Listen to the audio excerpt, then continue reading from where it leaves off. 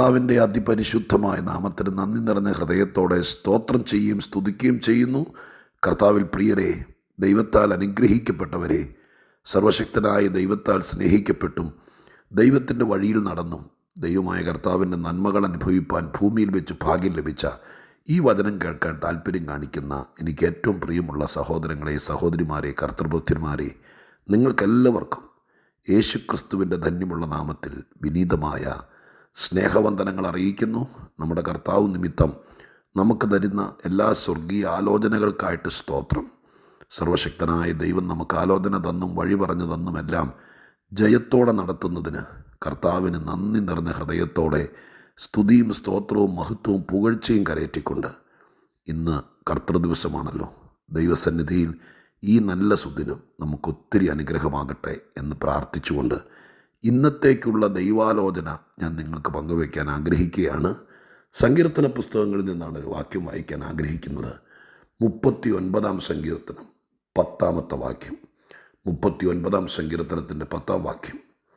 ദൈവമേ, അങ്ങയുടെ ബാധ എങ്കിൽ നിന്ന് നീക്കണമേ, നിൻ്റെ കൈയുടെ അടിയാൽ ഞാൻ ക്ഷയിച്ചിരിക്കുന്നു. നിൻ്റെ ബാധ എങ്കിൽ നിന്ന് നീക്കണമേ, നിൻ്റെ കൈയുടെ അടിയാൽ ഞാൻ ക്ഷയിച്ചിരിക്കുന്നു. ദൈവത്തോടുള്ള അഭയാചനയാണ്. പ്രത്യേകിച്ച് വ്യത്യസ്തമായിരിക്കുന്ന ഒരു പ്രാർത്ഥനാ വാചകം. എന്നെ അനുഗ്രഹിക്കണേ, എന്നെ സഹായിക്കണേ, എന്നെ ശത്രുവിൻ്റെ കയ്യിൽ ഏൽപ്പിക്കരുതേ, എനിക്ക് ആഹാരം തരണേ, എനിക്ക് ബലം തരണേ, പരീക്ഷയ്ക്ക് ജയിക്കണേ, നല്ല ബുദ്ധി തരണേ എന്നൊക്കെയുള്ള കൊച്ചു കൊച്ചു പ്രാർത്ഥനകൾ ദൈവത്തോട് ചോദിച്ചിട്ടുള്ളവരാണ് എന്നെ കേൾക്കുന്ന എല്ലാ തരം ആളുകളും. എന്നാൽ വളരെ സൂക്ഷ്മതയോടെ, തിരിച്ചറിവോടെ എന്ന് വേണം പറയാൻ ഈ പ്രാർത്ഥനാ വാചകം. 39-ാം സങ്കീർത്തനവും ദാവീദിൻ്റെ സങ്കീർത്തനമാണ്. പക്ഷെ ദൈവത്തോട് പ്രാർത്ഥിക്കുന്ന ഈ പ്രാർത്ഥനാ വാചകം വളരെ തിരിച്ചറിവിൻ്റെ ഒരു പ്രാർത്ഥനയാണ്. അത് തിരിച്ചറിവിൻ്റെ പ്രാർത്ഥന എന്ന് പറയാൻ കാരണം, നമ്മുടെ പല പ്രാർത്ഥനകളും ഒരു തിരിച്ചറിവിൽ നിന്നുള്ള പ്രാർത്ഥനയല്ല. ചിലതൊക്കെ ഊഹാപോഹങ്ങൾ, തെറ്റിദ്ധാരണകൾ, ചിലതൊക്കെ തനി ആവർത്തനങ്ങളൊക്കെയാണ്. ഇവിടെ വളരെ കൃത്യമായൊരു തിരിച്ചറിവ്. എന്താണ് തിരിച്ചറിവ്? ദൈവത്തിൻ്റെ എന്തോ ബാധ എന്നിലുണ്ട്, അത് എന്നിലിരുന്നുകൊണ്ട് എന്നെ അങ്ങ് ക്ഷയിപ്പിച്ചുകൊണ്ടിരിക്കുകയാണ്. ഈ തിരിച്ചറിവ് എന്നെ ആരാണ് ക്ഷയിപ്പിക്കുകയാണ് എന്ന് ചിലപ്പോൾ ഒത്തിരി പേര് പ്രാർത്ഥിക്കുന്നുണ്ടായിരിക്കാം. ഇച്ചിരോടെ എൻ്റെ ദൈവമേ, എൻ്റെ ഈ പിശാചും ഈ ചുറ്റുവട്ടത്ത് കിടക്കുന്നവരും പിന്നെ അവർ ചെയ്യുന്ന ക്രിയകളും ഇതെല്ലാം കൂടി എന്നെ അങ്ങ് ക്ഷയിപ്പിക്കുകയാണ് എന്നൊക്കെ പറയുന്നുണ്ടായിരിക്കാം. പക്ഷെ ഇത്ര കൃത്യമായി ദൈവത്തിൻ്റെ ബാധ എന്നിൽ കിടക്കുന്നു, അതെന്നിൽ കിടക്കുന്നത് എനിക്ക് ഭയങ്കര ക്ഷയമുണ്ടാക്കും എന്ന തിരിച്ചറിവ്. പ്രിയപ്പെട്ടവരെ, നമ്മളിൽ ഇരുന്നുകൊണ്ട് നമ്മെ ക്ഷയിപ്പിക്കുന്ന എന്തെങ്കിലുമൊക്കെ ഉണ്ടോ എന്ന് നമ്മൾ ഇന്ന് വരെ ചിന്തിച്ചിട്ടുണ്ടോ? അടുത്ത വീട്ടിൽ താമസിക്കുന്നവൻ, അടുത്ത മുറിയിൽ താമസിക്കുന്നവൻ, നമ്മുടെ വീട്ടിൽ തന്നെ താമസിക്കുന്നവർ നമ്മളെ ക്ഷയിപ്പിക്കുന്നു, നമ്മളെ എതിർക്കുന്നു, നമ്മളോട് പോരാട്ടം നടത്തുന്നു. നമ്മുടെ പട്ടണത്തിൽ ചിലരുണ്ട്, ചിലപ്പോൾ അപ്പുറത്തെ വിഗ്രഹമോ എന്തെങ്കിലും ആട്ടെ, ഇതൊക്കെ കൂടി നമ്മളെ അങ്ങ് ഇല്ലാതെയാക്കുന്നു, കൊല്ലാക്കലോ ചെയ്യുന്നു എന്നൊക്കെ പറഞ്ഞ് കൊടി പിടിച്ച് നമ്മൾ പ്രാർത്ഥനാ മുറിയിൽ ഇരിക്കാറുണ്ട്. പക്ഷെ തിരിച്ചറിവ് എന്നിലിരുന്നുകൊണ്ട്, ഇനി ദൈവത്തിൻ്റെ ബാധ എന്നതൊക്കെ കുറേ കൂടി ആഴമാണ്. നമുക്കിത് ചുരുക്കി ലളിതമായിട്ടത് ഇത്രയെങ്കിലും നമുക്ക് ചിന്തിക്കാം. നാട്ടിൽ പല പ്രശ്നങ്ങളുമുണ്ട്. ഈ ലോകം സാത്താൻ്റെ പിടിയിലാണ്. നമ്മുടെ അപ്പുറം ഇപ്പുറയും ഇടത്തും വലത്തുമൊക്കെ ഒരുപാട് ബാധകളും പോരാട്ടങ്ങളും ദുഷ്ടശക്തികളും ദുർപിശാചുക്കളൊക്കെ കണ്ടേക്കാം. അത് അവരുടെ സ്ഥലത്തിരുന്നുകൊണ്ട് ഇങ്ങോട്ട് AK-47 വെച്ച് ചടപടാന്ന് വെടിവെക്കുന്ന പോലെ വെടിവെച്ചുകൊണ്ടിരിക്കുന്നു എന്ന് മാത്രം ചിന്തിക്കാതെ, നമ്മളിലിരുന്നുകൊണ്ട് നമ്മളെ ക്ഷയിപ്പിക്കുന്ന വിഷയങ്ങളുണ്ടോ അതൊന്ന് ചിന്തിക്കണ്ടേ, അതൊന്ന് ശ്രദ്ധിക്കണ്ടേ? ഈ ആഴ്ച ശരിക്കും അങ്ങനെയൊന്ന് ദൈവസന്നിധിയിൽ നമുക്ക് ശ്രദ്ധിച്ചാൽ ചിലപ്പോൾ ഒത്തിരി കാര്യങ്ങൾ നമ്മൾ സ്വതന്ത്രരാകും, മാനസികമായിട്ടും ശാരീരികമായിട്ടും. പ്രിയപ്പെട്ടവരെ, നമ്മിലിരുന്ന് നമുക്ക് ദോഷം ചെയ്യുന്നത് എന്താണോ അത് നമ്മിൽ നിന്ന് നീക്കിയേ പറ്റൂ. ചില മുറുകെ പറ്റുന്ന പാപങ്ങൾ, ഇതിപ്പോൾ ദൈവത്തിൻ്റെ ബാധ എന്ന് എഴുതിയിരിക്കുന്നത് കേട്ടോ. ദാവീദിനെ സംബന്ധിച്ച് അതൊരു പ്രത്യേക വിഷയമാണ്. നമുക്കതിനെ ഇങ്ങനെ എടുക്കാം. പരമ്പരാഗതമായി നമ്മളിൽ വന്നത്, ആർക്കെങ്കിലും നമ്മൾ മനപ്രയാസം ഉണ്ടാക്കിയപ്പോൾ അവരുടെ മനോദുഃഖ നിമിത്തം നമ്മളിൽ അടിഞ്ഞുകൂടിയത്, നമ്മളിൽ വന്ന് വീണ ദുഃഖത്തിൻ്റെ വിത്ത്. അങ്ങനെ നമ്മൾ കടന്നു പോകുന്ന പാതയിൽ ആരുടെയൊക്കെയോ കണ്ണുനീർ തുള്ളികൾ നമ്മളിൽ കറ പോലെ പറ്റിപ്പിടിച്ച് നിൽക്കുന്നത്, അത് നമ്മളിൽ ഇരുന്നുകൊണ്ട് നമുക്ക് ദോഷം ചെയ്യുന്നുണ്ടോ? ഉണ്ടോ?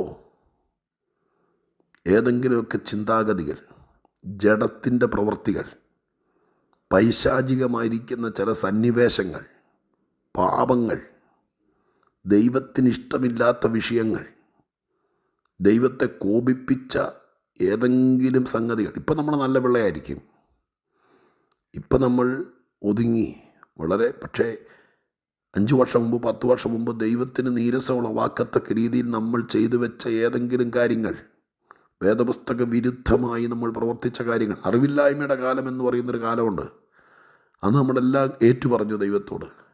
ദൈവം അതെല്ലാം നമ്മളിൽ നിന്ന് നീക്കിക്കളഞ്ഞു. അതിനുശേഷം പിന്നെയും ഒരാത്മീകന് ചേരാത്തത്, ഒരു ദൈവപൈതലിന് ചേരാത്തത്, എവിടെയെങ്കിലുമൊക്കെ നമ്മളിൽ തന്നെ കോറി വരച്ചിട്ടിട്ടുണ്ടെങ്കിൽ അത് നമ്മളിൽ ഇരുന്നുകൊണ്ട് നമ്മളെ ക്ഷയിപ്പിക്കുകയാണ് എന്ന് നാം തിരിച്ചറിയണം. എന്നെ ക്ഷയിപ്പിക്കുന്ന വിഷയങ്ങൾ എന്നിലുണ്ടോ? ഉണ്ടെങ്കിൽ ഈ ആഴ്ച ദൈവത്തോട് പറയണം, എന്നിൽ നിന്നത് നീക്കിത്തരണം കർത്താവേ. നമ്മിൽ നിന്നും നീങ്ങിപ്പോകേണ്ട വിഷയങ്ങൾ. ഞാനിങ്ങനെ പറഞ്ഞ് ഈ സന്ദേശത്തിന് ഒരവസാനം ഒരടിക്കുറിപ്പിലേക്ക് എത്താം. നമ്മളിൽ ഇരുന്നുകൊണ്ട് നമുക്ക് ദോഷം ചെയ്യുന്ന പല കാര്യങ്ങളുമുണ്ട്. അപ്പോൾ തന്നെ നമ്മളിൽ വസിച്ചുകൊണ്ട് നമുക്ക് ഉയർച്ചയും നന്മയും തരുന്ന ദൈവികമായിരിക്കുന്ന കാര്യങ്ങളുണ്ട്. നമ്മുടെ മനസ്സിനകത്ത് 4 നല്ല ദൈവത്തിൻ്റെ വചനം ഇരുന്നാൽ ആ വചനം നമ്മളിൽ ഇരുന്നുകൊണ്ട് നമുക്കൊരു ദോഷവും ചെയ്യുകയല്ല, നന്മയെ ചെയ്യുള്ളൂ. എന്നാൽ ചിലരെക്കുറിച്ചുള്ള തെറ്റിദ്ധാരണ, ചിലർ നമ്മളോട് അങ്ങനെ ചെയ്തല്ലോ എന്നുള്ള വിങ്ങുന്ന വിഷയം, അത് നമ്മളിൽ അങ്ങ് ഇരിക്കുക, അങ്ങ് മറക്കാൻ പറ്റുന്നില്ല. അത് നമ്മുടെ ഉള്ളിലിരുന്നുകൊണ്ട് നമുക്ക് ദോഷമേ ചെയ്യത്തുള്ളൂ. ഇത് തിരിച്ചറിയണമെങ്കിൽ, നിങ്ങളുടെ ഒരു പഠന വിഷയമാക്കണമെങ്കിൽ പഴയ നിയമഭാഗത്ത് നിന്ന് ശൗലിനെയും ദാവീദിനെയും ഒന്ന് പഠിച്ചാൽ മതി. ശൗലിനകത്ത് മുഴുവൻ കയ്പായിരിക്കുന്നേ, വൈരാഗ്യമായിരിക്കുന്നേ, വാശിയായിരിക്കുന്നേ, വിട്ടുകൊടുക്കാൻ മനസ്സില്ലാത്ത രീതിയിൽ തീർത്തേ ഞാൻ അടങ്ങത്തുള്ളൂ എന്നുള്ള കലിപ്പായിരിക്കുന്നേ. അതാ മനുഷ്യൻ്റെ അകത്തിരുന്നുകൊണ്ട് ആരാണ്ട് ഒരു പാട്ട് പാടി, സ്ത്രീകളെല്ലാം കൂടെ ശൗൽ 1000 കൊന്നു, ദാവീദ് 10,000 കൊന്നു. അന്ന് അയക്കടെ മനസ്സിൽ കയറിയ ഒരു വല്ലാത്ത ഈഗോയാണ്. അത് അയക്കടെ അകത്തിരിക്കുക. എന്നെ കൊച്ചാക്കി, എല്ലാവരുടെയും മുമ്പിൽ വെച്ച് എന്നെ ചെറുതാക്കി. ഈ ചിന്ത അകത്തിരുന്ന് അയാൾക്ക് ദോഷം ചെയ്ത് അവസാനം ആത്മഹത്യയെ കൊണ്ടെത്തിച്ചു.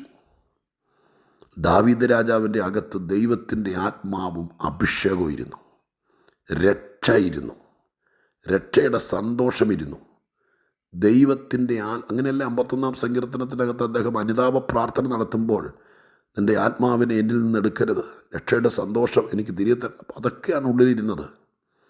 ആ ദൈവീകമായിരിക്കുന്ന കാര്യങ്ങൾ ഉള്ളിലിരുന്ന് ഈ മനുഷ്യനെ വളർത്തി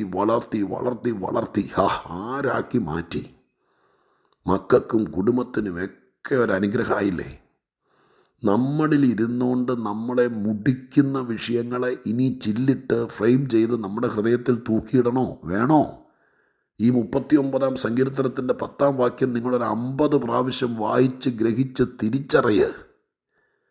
ഈ ദാവീദ് എന്ന മനുഷ്യൻ പ്രാർത്ഥിച്ചതുപോലെ, ദൈവമേ, നിൻ്റെ ബാധ എൻ്റെ അകത്തിരുന്നുകൊണ്ട് എന്നെ ക്ഷയിപ്പിക്കുക.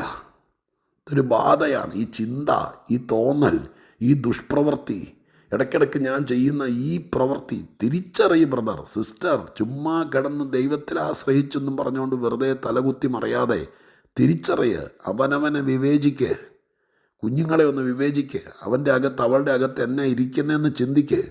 ലോകക്കാരോട് മുഴുവൻ പ്രാർത്ഥിക്കാൻ പറയാം, പക്ഷെ ഇതൊന്ന് തിരിച്ചറിയ.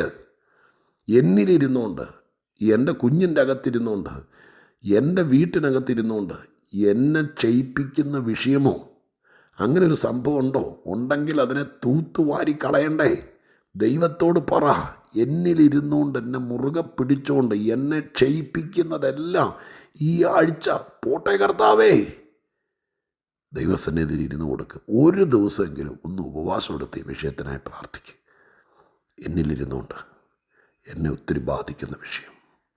ഞാൻ പ്രാർത്ഥിക്കട്ടെ, നല്ല കർത്തൃദിവസം പ്രാർത്ഥിക്കട്ടെ. നിങ്ങളെ സ്നേഹിച്ചുകൊണ്ട് എനിക്ക് കിട്ടുന്ന വെളിപ്പാടുകളായി പറയുന്ന കേട്ടോ, എന്തെങ്കിലുമൊക്കെ കാണും. തിരിച്ചറിഞ്ഞ് ദൈവത്തോട് പ്രാർത്ഥിച്ചാൽ ഈ മാസം നമ്മുടെ തലേന്ന് കുറേ ചുമടൊഴിഞ്ഞു പോകും, സംഭവിക്കും. ഒത്തിരി ദൈവം നമ്മെ സ്നേഹിക്കുന്നു. അതുകൊണ്ട് എങ്ങനെയൊക്കെ തിരിച്ച് വചനം എങ്ങനെ പൊളിച്ച് അതിനകത്തിരിക്കുന്ന കാര്യങ്ങൾ പറഞ്ഞു തരുന്നത്.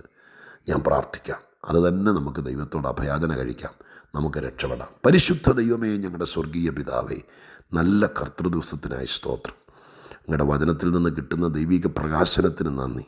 അതെ കർത്താവേ, ഒന്ന് അങ്ങയുടെ അഗ്നിജ്വാലയ്ക്കൊത്ത കണ്ണുകൊണ്ട് നോക്കി ഞങ്ങൾ അനുതാപത്തോടെ അടുത്ത് വരുമ്പോൾ ഞങ്ങളിൽ ഇരുന്നുകൊണ്ട് ഞങ്ങളെ നശിപ്പിക്കുന്ന, ക്ഷയിപ്പിക്കുന്ന, തോൽപ്പിക്കുന്ന എല്ലാവിധ ബാധകളും, അതിനങ്ങനെയാണല്ലോ വിളിച്ചിരിക്കുന്നത്, ആ ബാധകൾ എന്താണെങ്കിലും ഞങ്ങളിൽ നിന്ന് ഒഴിപ്പിച്ചു തരണം. ഞങ്ങളിൽ നിന്ന് കർത്താവേ അത് നീക്കിത്തരണം. ഞങ്ങൾ ക്ഷയിക്കരുത്, വളരട്ടെ ദാവീദിനെ പോലെ. പ്രാർത്ഥന കേട്ടതിന് നന്ദി, യേശുവിൻ നാമത്തിൽ തന്നെ. ആമേൻ.